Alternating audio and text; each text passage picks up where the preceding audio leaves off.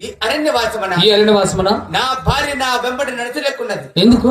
నడిచి నడిచి చాలా అలసిపోయి ఉన్నామురా. వయసు అయిపోయింది నీకు? వయసు కాదురా, ఈ ఘోరమైన అడవుల్లో నడిచి నడిచి చాలా అలసిపోయి ఉన్నాము. ఏంటి ఉంటాయా? ఏటు ఉంటాయి, పులులు సింహాలు ఎటు ఉంటాయిరా. సరే మేము పడుకుంటాము కాసేపు. మేము పడుకున్నంతసేపు నువ్వు కావులుండు. ఓ పని చెయ్యా, నేనే పడుకుంటా, నువ్వు కావులుండు. పడుకోండి, ఇంకా మళ్ళా తర్వాత నువ్వు పడుకో, మేము కావులు. ఏంటి వచ్చా? ఈ చంద్రాయుధాన్ని తీసుకుని కావులుండ్రా. దీంతో పులులతో కబడ్డీ ఆడొచ్చునా? కబడ్డీ కాదు, ఏటికి తల శిరస్సు ఎగిరి అవతల పడుతుంది. మగం సీతారపేట జీవుడినా ఏటికి ఆడ ఉండేది. పులు చిన్నట్టు ఇద్దరము ఉంటామా? ఏమనుకున్నావు? అది నీకు మంత్రం తప్పిస్తే పెద్ద కత్తి అయిపోతుంది. అది ఓం చిక్కెంటికి లాయన మహా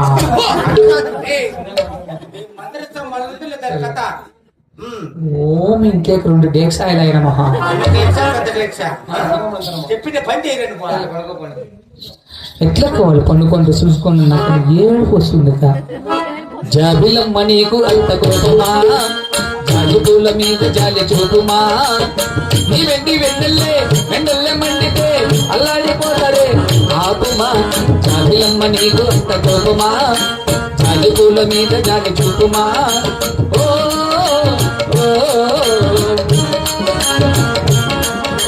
చిగురు పెదవి పైన చిరునవ్వై చేరాలనుకున్నా, చెలియ మనసులోన చిరుమువ్వై ఆడాలనుకున్నా.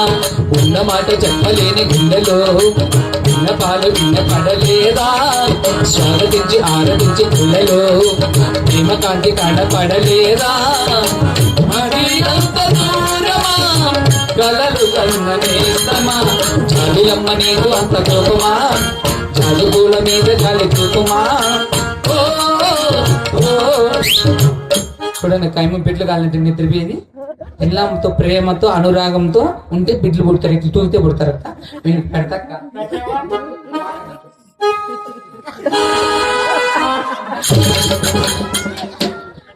మహారాజా అమ్మవారు ఆడపిల్లలు కావాలని ఏడుస్తున్నారు. మీ నిద్రపోతే బిడ్డలు పుట్టరు కనుక రాజువారి నిత్యం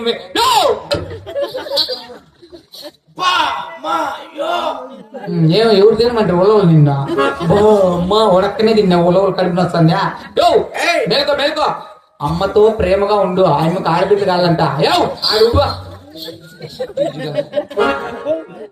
అమ్మా అప్పుడే లేపు, ఆనందంగా ఉండాలి భార్య.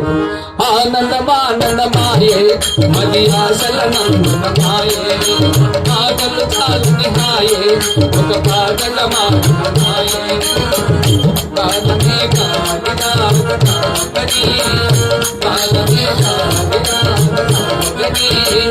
నీ స్వరం నాదిగా ఈ క్షణం కలిగెనని. ఆనందమాయే మది ఆశల నందనమాయే, మాటలు చాలని హాయే ఒక పాటగా మారిన మాయే.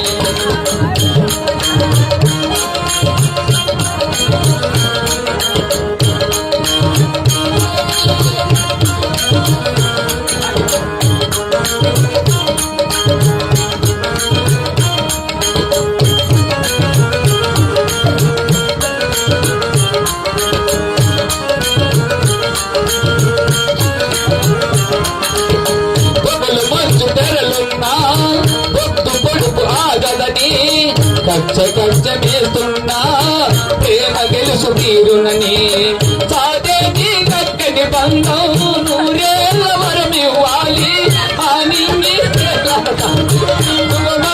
జీవించాలి, శుభాకాంక్షలే పలకాలి, నీ సంతోషం కోరుతూ. ఆనందమాయే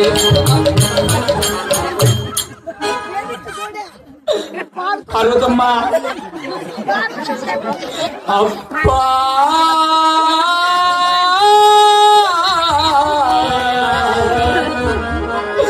నీకు లేదా ఊపిరి? అంతా నువ్వే చూసుకో.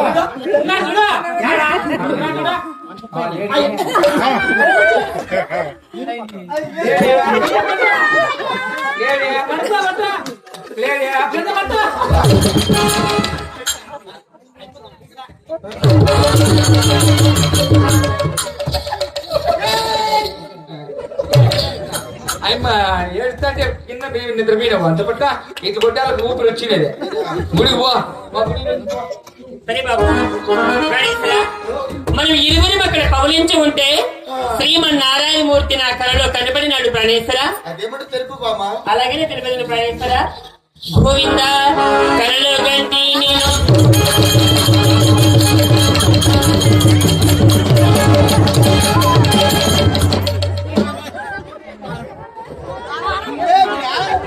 ఊరికే వస్తే నువ్వేం అంత భయపడిపోయినావు అంత పిరికోడు అడవిలో బాగా ధైర్యంగా ఉండలేవా ఆ? చిన్న రేటే పులులు సింహాలతో పెట్టాడతారా నీ పిల్లలు భయపడతాను నేను. పులులు సింహాలకు భయపడవా ఏమనుకున్నావు నేను? సరే జాగ్రత్తగా ఉండు అడవిలో. ఏయ్, వాడు నాకేం చెప్పేది?